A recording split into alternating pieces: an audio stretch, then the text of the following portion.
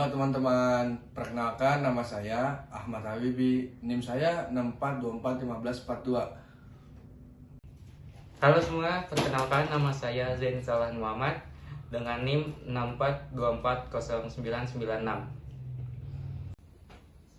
Halo, Assalamualaikum. Perkenalkan nama saya Dandi Dwiki Ahmad Pratama dengan NIM 64241230. Assalamualaikum warahmatullahi wabarakatuh. Perkenalkan nama saya Ajis Hidayatullah. NIM saya 64241748. Halo, Assalamualaikum warahmatullahi wabarakatuh. Perkenalkan, nama saya Azir Bahtiar dengan NIM 64241674.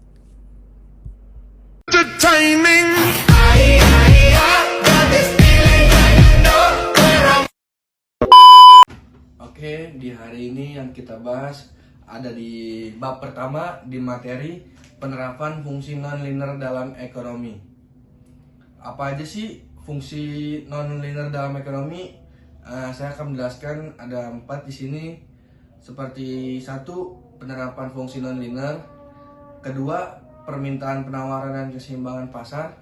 Ketiga, ada fungsi biaya. Dan keempat, ada fungsi penerimaan. Oke, di sini akan menjelaskan tentang penerapan fungsi non-linear. Apa sih penerapannya itu?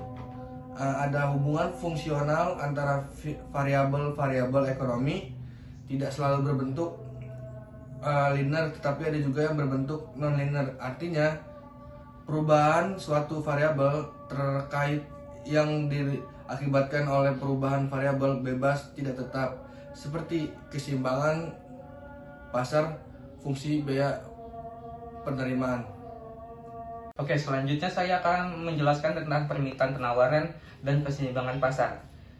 Selain berbentuk fungsi linear, permintaan dan penawaran dapat pula berbentuk fungsi non-linear. Fungsi permintaan dan fungsi penawaran yang kuadratif dapat berupa potongan lingkaran, potongan elips, potongan hiperbola, maupun potongan parabola.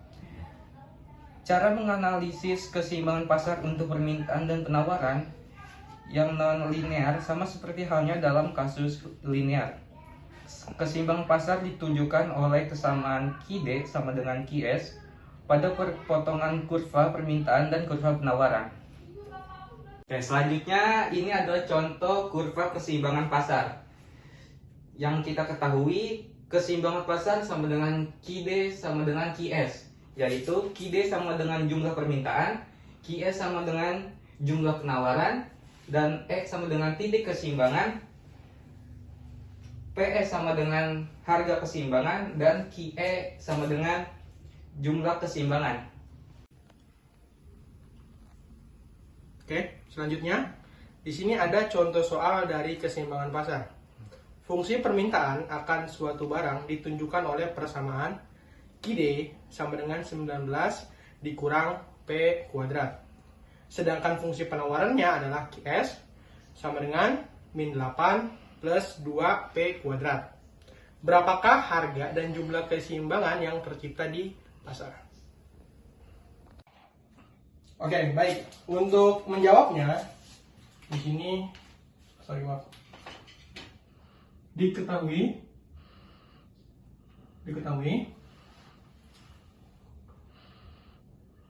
persamaan QD itu sama dengan 19 dikurang P kuadrat.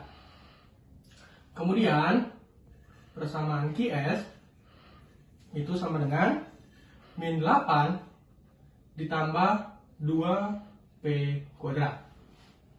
Nah, ditanya, ini kita bisa sebut persamaan 1, ini persamaan kedua. Ditanya itu berapakah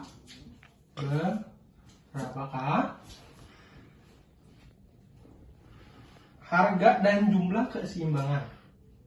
Harga dan jumlah keseimbangan yang tercipta di pasar.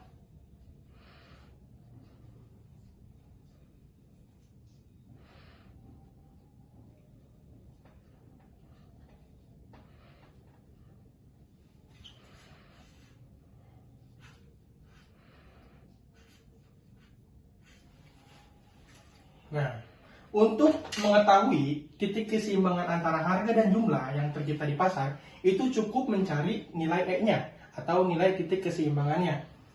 Nah, tadi kan rumus keseimbangan pasar itu adalah QD sama dengan QS. Nah, nilai QD itu kan tadi 19 dikurang P kuadrat sama dengan min 8 ditambah 2P kuadrat. Nah, pertama-tama ini kita pindahin dulu yang sama, yang sejenis. 19 ini kan nilai jenisnya itu sama dengan min 8. Jadi kita sini 19, karena min 8 pindah ke sini, otomatis berubah menjadi plus. Jadi ditambah 8 sama dengan 2P kuadrat. Karena P kuadrat ini pindah ke sini, dari min menjadi plus, berarti di sini ditambah P kuadrat. Oke, 19 ditambah 8 itu hasilnya 27 sama dengan 2P kuadrat ditambah P kuadrat hasilnya 3P kuadrat. Nah, setelah ini kita lanjutin di sini aja, nggak muat. 27 itu dibagi sama 3. Jadi 27 per 3 sama dengan P kuadrat. Jadi hasilnya itu 9 sama dengan P kuadrat. Supaya kuadratnya ini hilang, 9 ini kita akarin aja. Jadi akar 9 sama dengan P. Akar 9 itu hasilnya 3 sama dengan P. Jadi nilai P-nya adalah 3. Stop dulu, Cuk. Oke, ini kan P-nya sudah diketahui. Kita tinggal nyari Q-nya, nilai Q-nya itu berapa. Ini kita hapus dulu nggak muat ya.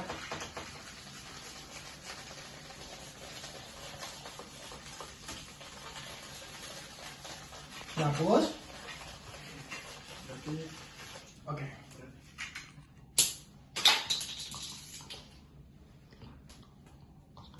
Video gue di mana? Sebentar. Oke, baik. P-nya kan tadi udah didapat, hasilnya 3. Kemudian kita cari Q-nya. Di sini kita pakai persamaan yang pertama ya. Tadi persamaan pertama itu kan tadi Q-nya sama dengan 19 dikurang P kuadrat.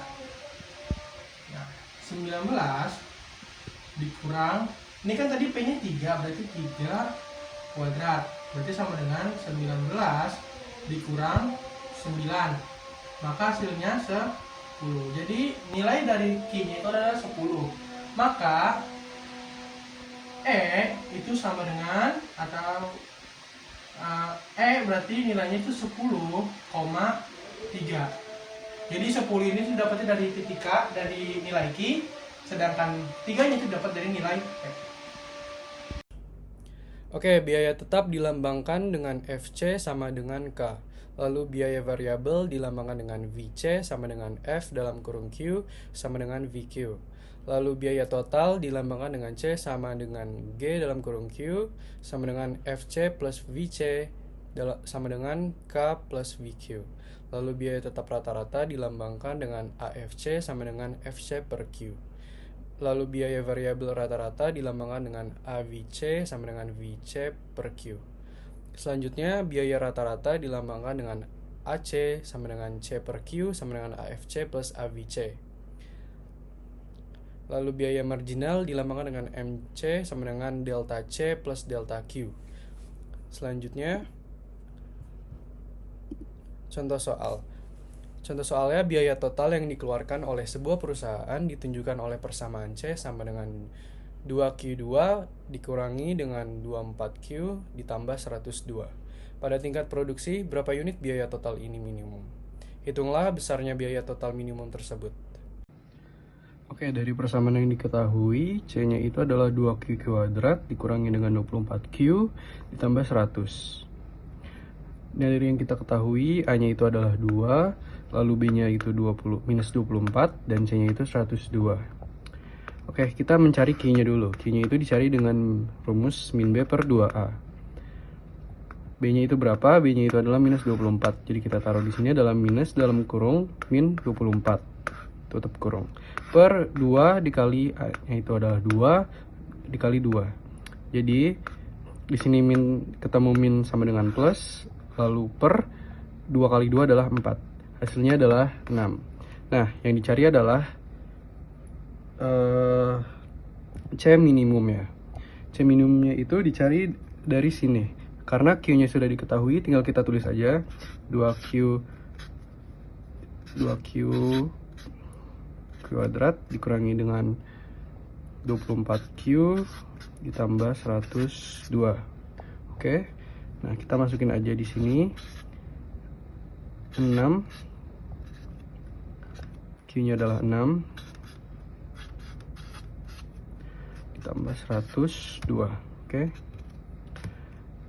6 kuadrat itu 6 kali 6 36 dikali 2 sama dengan 72. Dikurangin dengan 24 dikali 6 adalah 144. Oke, ditambah dengan 100. Hasilnya adalah 30. Oke.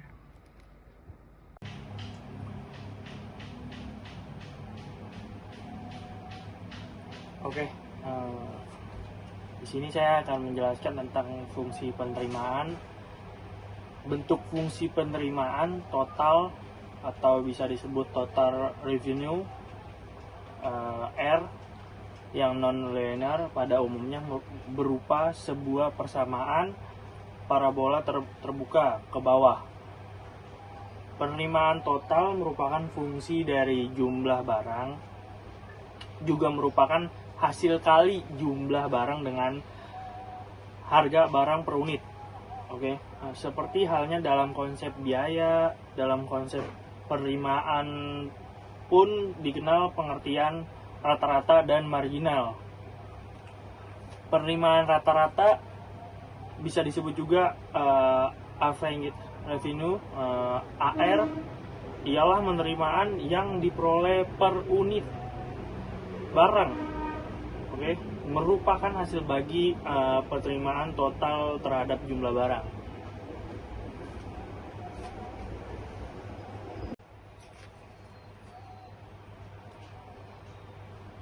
Penerimaan marginal atau bisa disebut marginal revenue MR ialah penerimaan tambahan yang diperoleh dari setiap tambahan 1 unit barang yang dihasilkan atau terjual.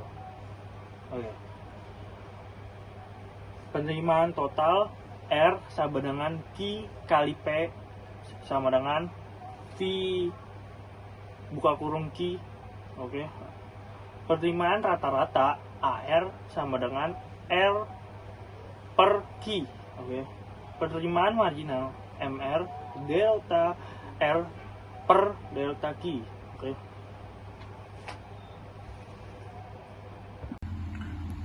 Oke, di sini ada contoh soal fungsi penerimaan yang dihadapi oleh seseorang produsen monopolis ditunjukkan oleh P sama dengan 900 dikurang 1,5 Q. Bagaimana persamaan penerimaan totalnya? Berapa besarnya penerimaan total jika terjual barang sebanyak 200 unit? Dan berapa harga jual per unit?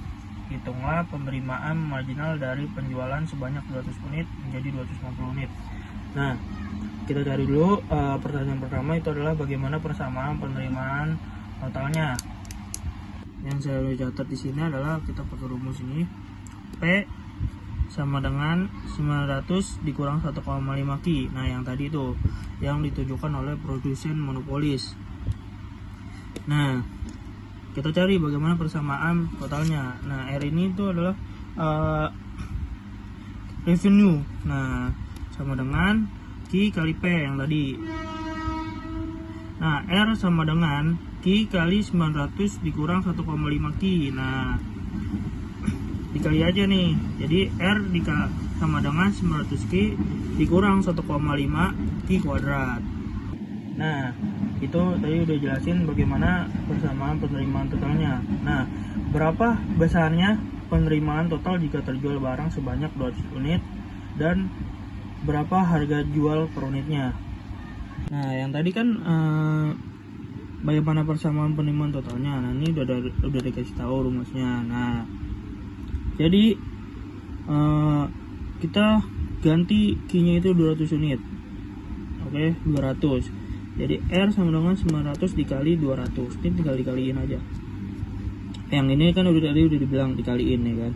Nanti tinggal dikaliin baru hasilnya. Nah, jadi gini.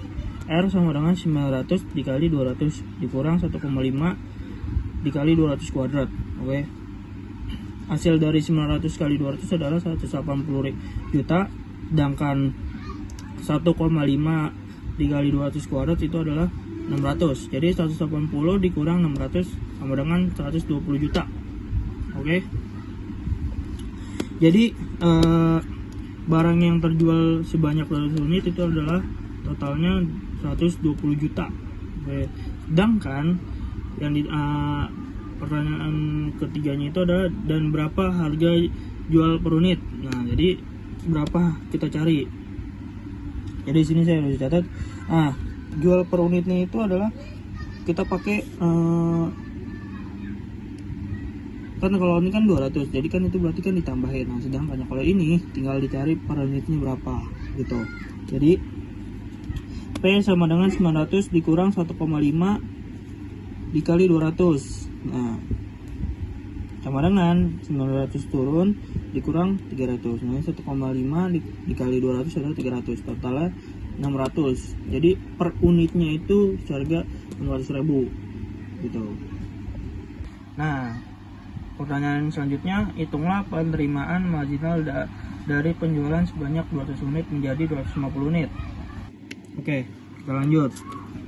Nah, hitunglah penerimaan marginal dari 200 ke 250 unit. Jadi kalau tadi kan Q-nya itu kan 200 ya kan? Nah, yang tadi itu 200. Gimana caranya untuk jadi ke 250 unit gitu. Tinggal dicari dulu. Jadi totalnya itu adalah 250 unit. Jadi Q-nya itu diganti. Yang tadi kan 200 jadi diganti 250. Nah, R sama dengan 900 dikali 250 dikurang 1,5 dikali 250 kuadrat. Jadi sama dengan 900 kali 250 hasilnya adalah 225 juta. Sedangkan 1,5 dikali 250 kuadrat adalah 93.750. Nah, kali 250 hasilnya adalah 225 juta. Sedangkan 1,5 dikali 250 kuadrat adalah 93.750. Nah, dikali sama dengan hasilnya adalah 13250. Ini adalah hasil pengurangan dari 225.000 dikurang 90.750.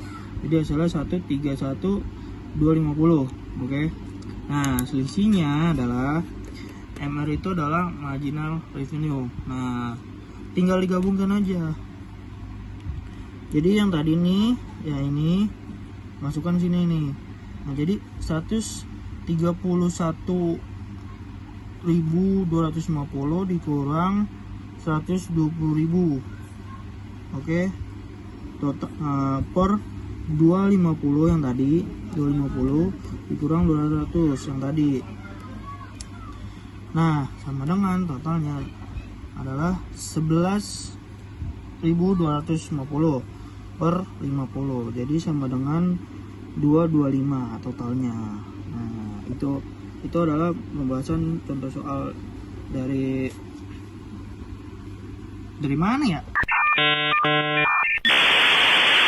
Saya wassalamualaikum bro.